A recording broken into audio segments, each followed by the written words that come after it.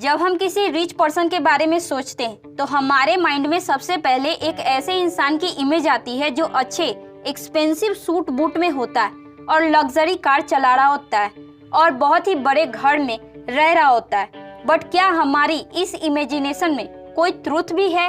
अब ऐसा ही एक क्वेश्चन पीटर और जेसन नाम के दो दोस्तों के माइंड में भी आया कि क्या सच में ही रिच लोग ऐसे ही होते हैं जो दूसरे लोग उनके बारे में सोचते हैं, या फिर रियलिटी कुछ और ही होता है। तो इस चीज का पता करने के लिए दोनों रिसर्च करने के लिए निकल गए। रिसर्च के दौरान दोनों ही फ्रेंड्स कई अलग अलग रिच लोगों से मिलते हैं, उनसे ढेर सारे बातें करते हैं और उनकी मेंटेलिटी को जानने की कोशिश करते हैं। यहाँ तक कि जिन जिन सोसाइटीज में रिच लोग रहते हैं वो उन सोसाइटीज में बार बार चक्कर लगाते हैं, जिससे वो ये भी जानने के लिए कोशिश करते हैं कि आखिर रिच लोगों का रहन सहन, लाइफ स्टाइल कैसा होता है। काफी रिसर्च करने के बाद जब वो अपनी रिपोर्ट तैयार करते हैं तो वो अपनी ही बनाई गई रिपोर्ट को देखकर काफी शॉक्ड हो जाते हैं। इस रिसर्च में पीटर और जेसन को ये पता चलता है कि ज्यादातर लोग जो बाहर से रिच दिखाई देते हैं, मतलब कि जो लोग महंगे घरों में रहते हैं, लग्जरी प्रोडक्ट्स बाय करते हैं, वो रियल में रिच होते ही नहीं है, बल्कि ये वो लोग होते हैं जो अमीर जैसा दिखने और शो ऑफ करने के लिए इन सारी चीजों को अपने पास रखते हैं। जबकि जो लोग सच में वेल्दी होते हैं वो लोग बहुत ही कैजुअल घर में रहते हैं। चमक धमक वाले कपड़े पहनने के बजाय वो लोग एकदम फॉर्मल एंड डिसेंट कपड़े पहनना पसंद करते हैं। वॉरेन बफेट जो दुनिया में इन्वेस्टिंग के किंग हैं, जो दुनिया के सबसे अमीर लोगों में से भी एक है, वो इतने अमीर होने के बावजूद भी अपने वही 1950s के घर में रहते हैं। इसी तरह मार्क जकरबर्ग जो फेसबुक कंपनी के ओनर है, उनकी भी अपने मैक्सिमम फोटोज आपने ग्रे टी शर्ट और ब्लू जीन्स में ही देखे होंगे, क्योंकि वो हैवी ड्रेसिंग स्टाइल पसंद ही नहीं करते। वेल्दी लोग इस बात पर बिलीव करते हैं कि उनकी पहचान उनके फेस से नहीं बल्कि उनके काम से होती है और इसीलिए वो अपना पूरा फोकस अपने काम पर लगाते हैं, ना कि खुद को गुड लुकिंग दिखाने में टाइम वेस्ट करते हैं। पीटर और जेसन ने अपनी उस रिपोर्ट में 6 ऐसे हिडन साइंस नोट किए जो रिच लोगों में होते हैं, पर लोग इन चीजों को ज्यादा नोटिस नहीं कर पाते। ऐसे लोगों को वो रिच मान बैठते हैं जो एक्चुअल में रिच होते ही नहीं, जो सिर्फ और सिर्फ रिच बनने का दिखावा करते हैं। तो चलिए जानते हैं उन 6 हिडन साइंस के बारे में। Number 1, never over dress.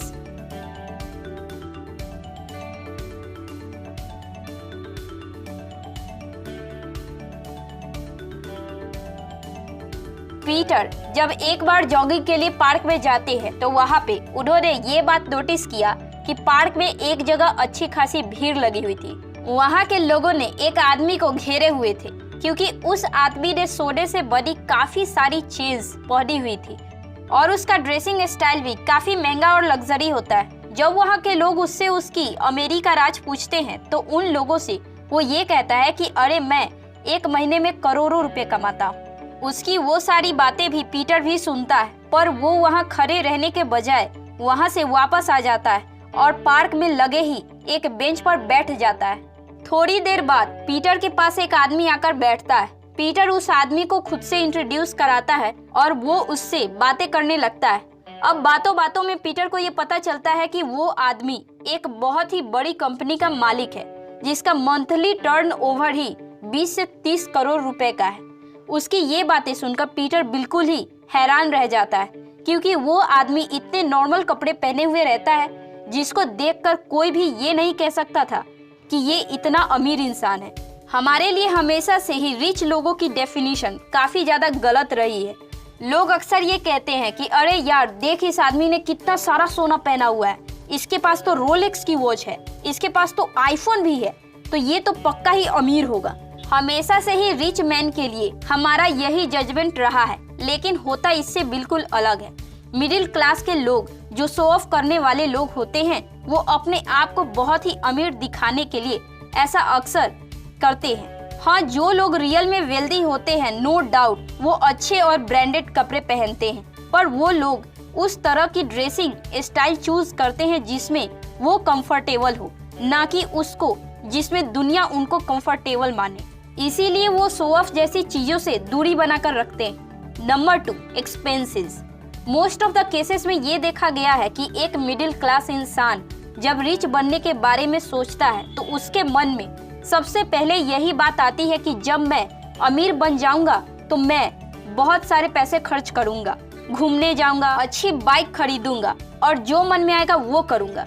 पर जो लोग रिच बैकग्राउंड से होते हैं वो जितना हो सके अपने लिए लिमिटेड एक्सपेंसेस करते हैं। अब ऐसा भी नहीं है कि रिच लोग कंजूस होते, बल्कि वो लोग ये बात अच्छे तरीके से जानते हैं कि उनको अपना टाइम और पैसा कहाँ खर्च करना है और किस तरीके से यूज करना है। रिच लोग अपनी इनकम का 30 से 40% अपनी नीड्स और बिल पे करने में खर्च करते हैं और बाकी अपनी इनकम को फिर से री इन्वेस्ट कर देते हैं। इसीलिए जो लोग अपनी आ रही इनकम को आंख बंद करके कहीं भी खर्च कर देते हैं उनको रिच लोगों की कैटेगरी में तो बिल्कुल भी नहीं डाला जा सकता। Number 3, health.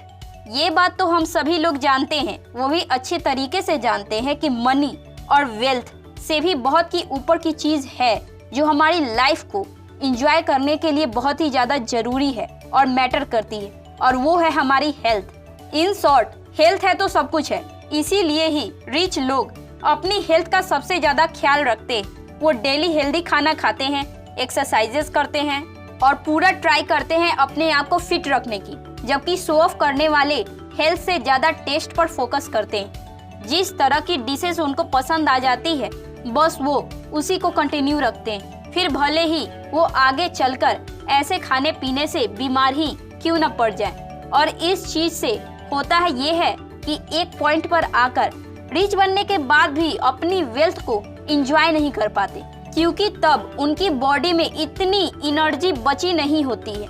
तो रिच लोगों का एक साइन ये भी है कि अपने आप को हमेशा फिट रखने का कोशिश करते रहना। Number 4, choose time of a money.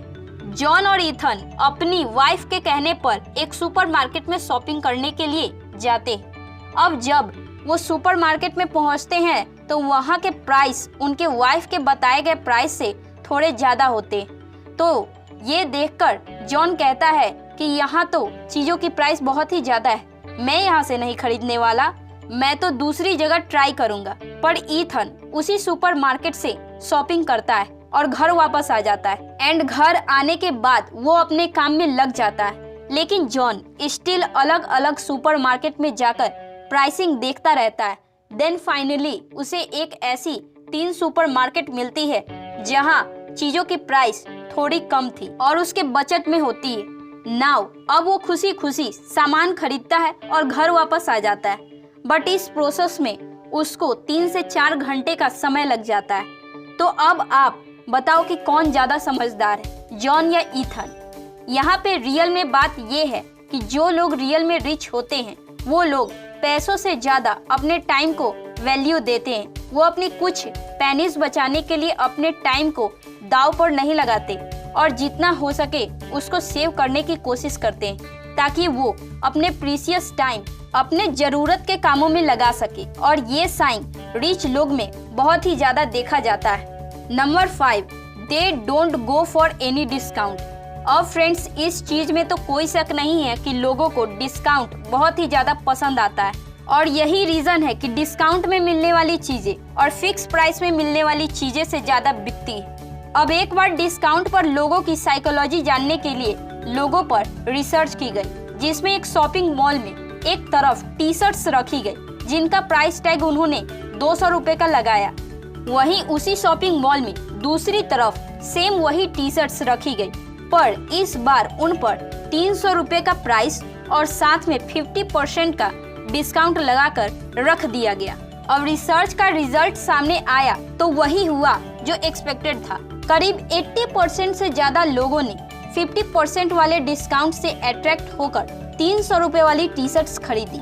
और आप गौर करें तो ये टेक्निक हर जगह यूज होती है, जहां पर कंपनीज लोगों को मैनिपुलेट करके अपनी सेल्स बढ़ाती है। ऐसे में जो लोग खुद को अमीर दिखाने की कोशिश करते हैं वो इन चीजों पर ज्यादा से ज्यादा शॉपिंग करके अपना बहुत ही पैसा वेस्ट कर देते हैं और फिर ये भी सोचकर वो खुश होते रहते हैं कि हमने कम प्राइस में ज्यादा अचीव कर लिया। लेकिन रियल रिच पर्सन ऐसे डिस्काउंट के चक्कर में कभी नहीं पड़ते, क्योंकि उन्हें पता होता है कि डिस्काउंट लोगों को सिर्फ मैनिपुलेट करने का जरिया है और कुछ नहीं है, और लोग उनकी बातों में आकर किसी प्रोडक्ट के लिए ज्यादा पैसे दे देते हैं। इसीलिए वो सिर्फ उन्हीं चीजों पर पैसा खर्च करते हैं जिन चीजों को उनको एक्चुअल में नीड हो, ना कि डिस्काउंट के चक्कर में आकर वो कुछ भी खरीद लेते। Number 6, they are self employed. Rich लोग कभी भी हमेशा एक जॉब में ही नहीं फंसे रहते,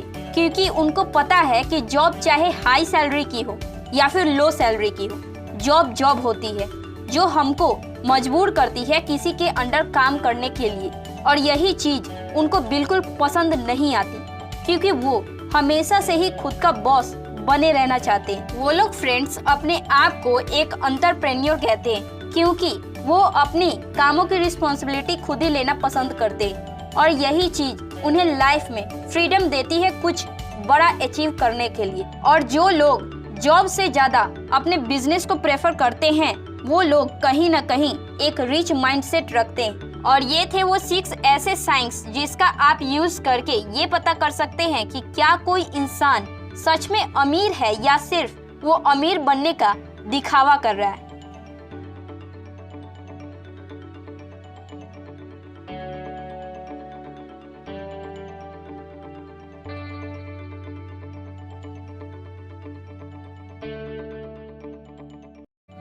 आपको ये वीडियो अच्छा लगा है तो आप मेरे इस चैनल को लाइक शेयर सब्सक्राइब जरूर करें। तब तक के लिए जय हिंद।